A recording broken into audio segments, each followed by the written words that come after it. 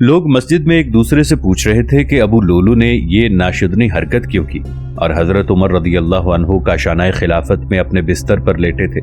तबीब उन्हें सफ़र आखिरत की तैयारी का मशवरा दे रहा था और सरबरावरदा मुसलमान इस नागहानी मुसीबत के मुतालिक उनसे गुफ्तगू कर रहे थे जो मुसलमानों के इस अजमत माब खलीफा की वफात के बाद खतरनाक नताइज का सबब बन सकती थी।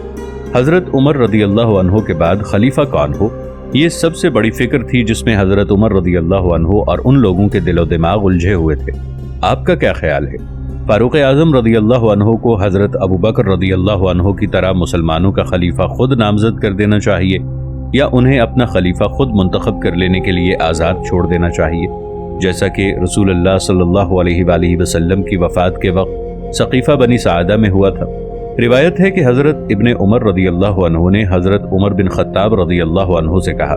बेहतर होता अगर आप किसी को खलीफा बना देते।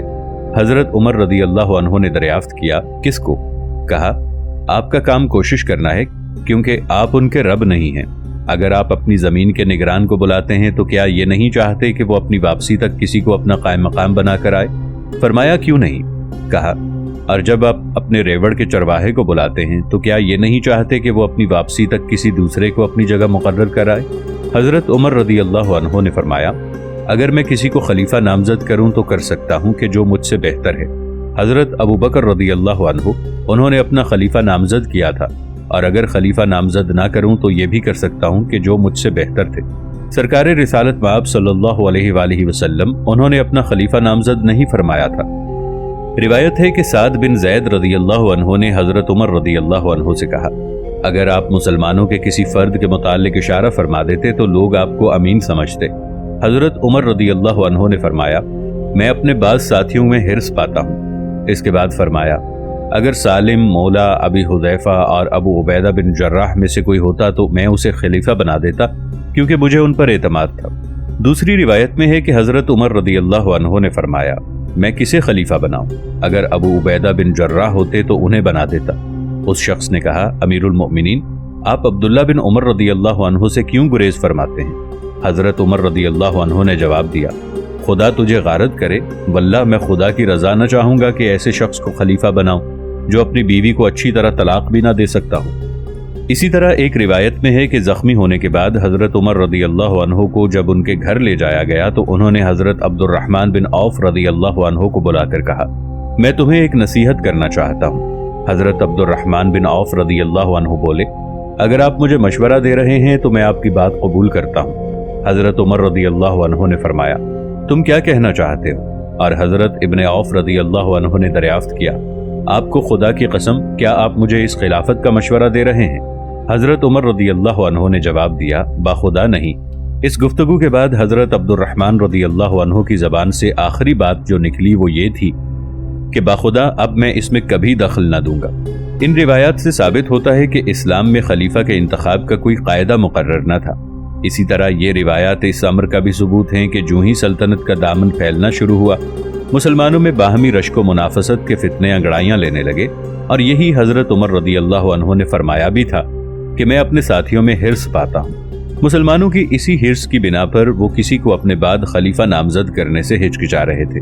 जिस तरह हज़रत अबू बकर रदियल्लाहु अन्हु ने उन्हें अपना जानशीन नामजद किया था। रहा उनका ये कौल कि अगर अबू हुज़ैफ़ा के आज़ाद करदा गुलाम सालिम रदियल्लाहु अन्हु या अबू उबैदा रदियल्लाहु अन्हु बिन अल जर्राह में से कोई होता तो मैं उसे खलीफा बना देता।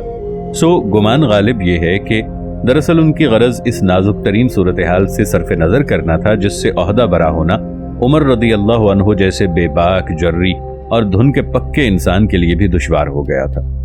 ताहम वो इस मसले को उधर में भी नहीं छोड़ सकते थे। रसूलुल्लाह सल्लल्लाहु अलैहि वसल्लम की वफ़ात के बाद जो वाक़यात सक़ीफ़ा बनी सादा में पेश आए थे वो उनकी नज़र के सामने थे, और अब तो सूरत हाल इससे भी कहीं ज़्यादा नाजुक थी। पहले खिलाफत का दावा सिर्फ मुहाजिरीन व अंसार तक महदूद था,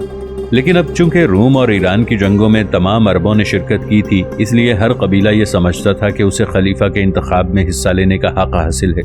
और ये भी उस वक्त था जब बाज़ कबीले ये दावा न करते थे कि खिलाफत के लिए वो भी अपना नुमाइंदा भेजने के मजाज।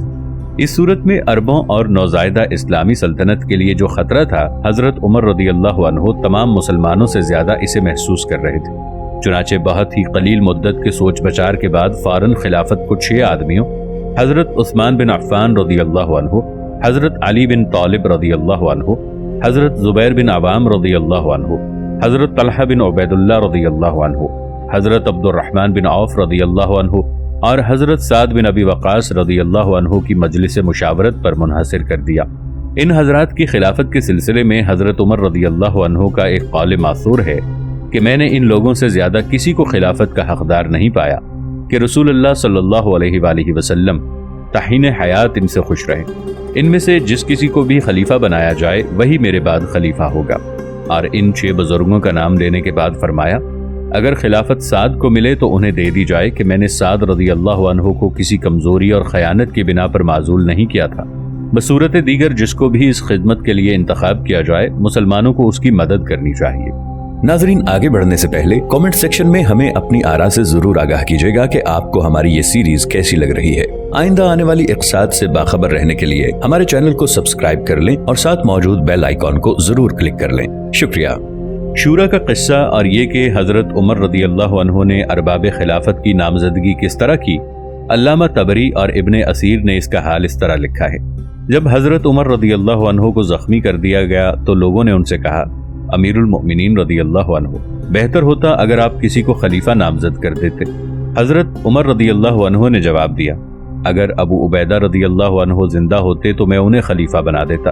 اور اگر میرا رب مجھ سے پوچھتا تو کہہ دیتا کہ میں نے تیرے نبی صلی اللہ علیہ وآلہ وسلم کو فرماتے سنا ہے کہ ابو عبیدہ رضی اللہ عنہ اس امت کے امین ہیں، اور اگر ابو حذیفہ رضی اللہ عنہ کے آزاد کردہ غلام سالم رضی اللہ عنہ زندہ ہوتے تو خلافت ان کے سپرد کر دیتا، اور اگر میرا رب مجھ سے پوچھتا تو کہہ دیتا کہ میں نے تیرے نبی صلی اللہ علیہ وآلہ وسلم کو فرماتے سنا ہے کہ سالم رضی اللہ عنہ اللہ تعالیٰ سے بہت محبت کرتے ہیں۔ ایک شخص نے کہا، عبداللہ بن عمر کے متعلق کیا خیال ہے؟ فرمایا، اللہ تجھے غارت کرے، بخدا میں اللہ سے اس بات کی خواہش کبھی نہیں کرتا، افسوس ہے تجھ پر۔ میں اس شخص کو خلیفہ کیسے بناؤں جو اپنی بیوی کو طلاق دینے سے عاجز رہا؟ وہ ہمارے نزدیک اتنا عقل مند نہیں کہ تمہاری زمام کار سنبھالے۔ یہ میرے لیے کوئی پسندیدہ بات نہیں ہوگی کہ میں اپنے کسی گھر والے کے لیے خلافت چاہوں۔ اگر یہ بھلائی ہے تو ہمیں حاصل ہو چکی، اور اگر برائی ہے تو اس کا ہم سے دور ہی رہنا اچھا ہے۔ خاندان عمر کا ایک ہی فرد محاسبے اور امت محمدی کی مسئولیت کے لیے کافی ہے۔ بہرحال میں نے اپنے نفس سے جنگ کی اور اپنی اولاد کو محروم کر دیا۔ اس کے بعد بھی اگر مجھے نجات مل جائے اور میں اس طرح چھوٹ جاؤں کہ نہ سزا ملے نہ جزا، تو یہ میری خوش قسمتی ہوگی۔ دیکھو، اگر میں کسی کو خلیفہ بناؤں تو بنا سکتا ہوں کہ جو مجھ سے بہتر تھے۔ حضرت ابو بکر رضی اللہ عنہ انہوں نے خلیفہ بنایا تھا، اور اگر نہ بناؤں تو یہ بھی ہو سکتا ہے کہ جو مجھ سے بہتر تھے حضرت صلی اللہ علیہ وآلہ وسلم، انہوں نے کسی کو اپنا قائم مقام نامزد نہیں فرمایا تھا، اور اللہ اپنے دین کو کبھی ضائع نہیں کرے گا۔ لوگ ان کے پاس سے چلے گئے۔ شام کو پھر آئے اور کہا، امیر المؤمنین، بہتر ہوتا آپ کوئی وصیت فرما دیتے۔ فرمایا، میں نے گفتگو کے بعد پختہ ارادہ کر لیا تھا کہ میں غار کروں اور تم میں سے کسی کو خلیفہ بنا دوں، لیکن میں نے نہ چاہا کہ زندگی میں بھی اس کا بار اٹھاؤں اور مرنے کے بعد بھی۔ بس یہ جماعت تم پر مقرر کر دی گئی ہے جس کے متعلق رسول اللہ صلی اللہ علیہ وآلہ وسلم نے ارشاد فرمایا تھا کہ یہ لوگ جنتی ہیں، اور ان 6 آدمیوں کا نام لیا۔ ابن قتیبہ نے لکھا ہے کہ حضرت عمر رضی اللہ عنہ نے فرمایا،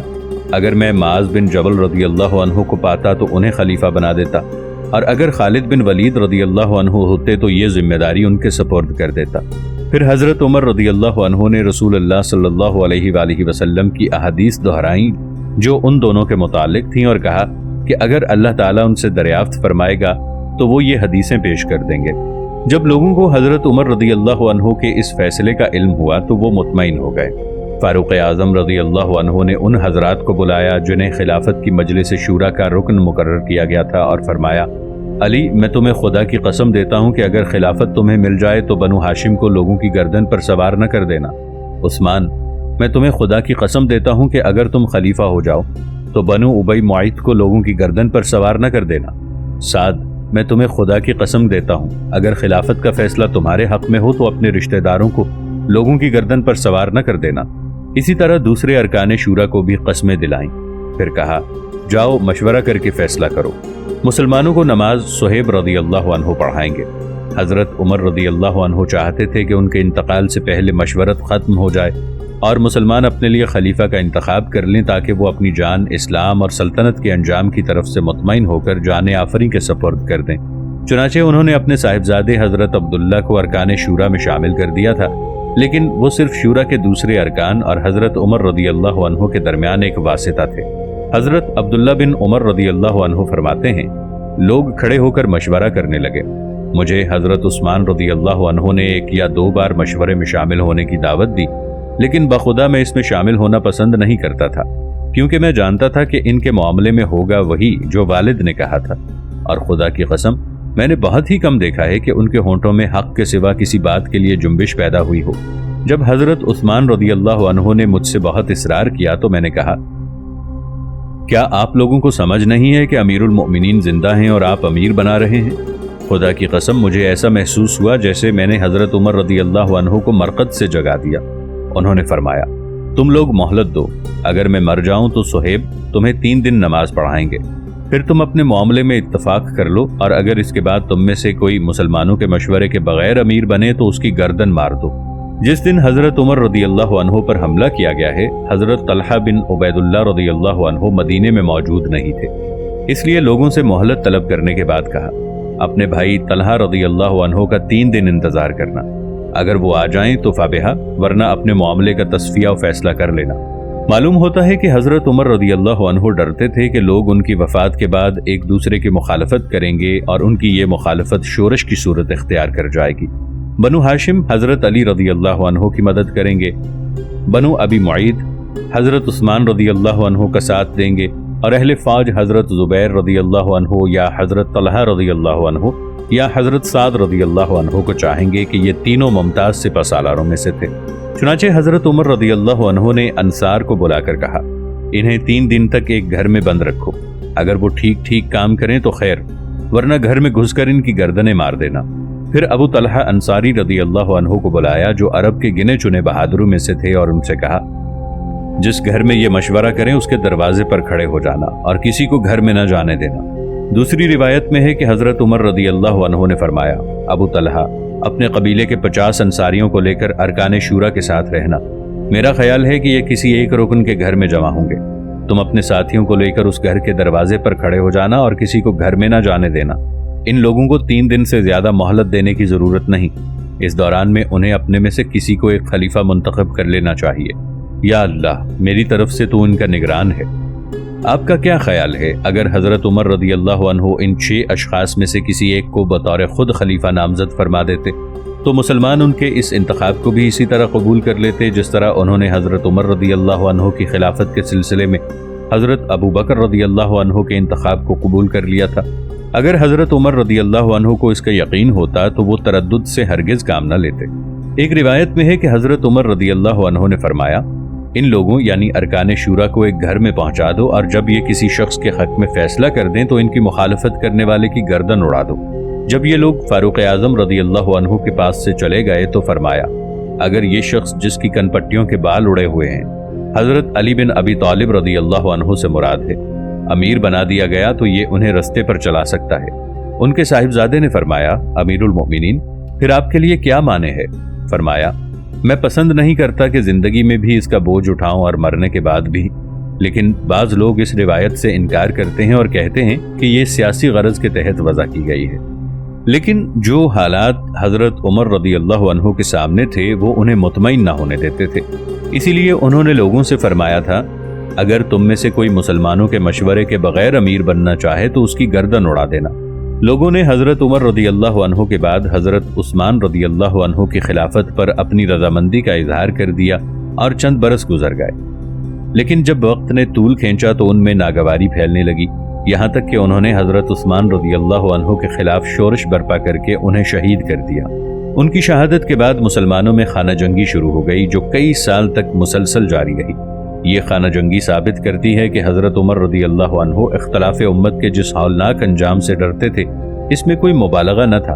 وہ اچھی طرح جانتے تھے کہ ان کے دلوں میں کیا کچھ ہے، اور انہیں اندازہ تھا کہ وہ قبائلی عصبیت جو بلاد عرب پر لوائے رسالت صلی اللہ علیہ وآلہ وسلم کے لہرانے کے بعد سے دم سادھے بیٹھی تھی،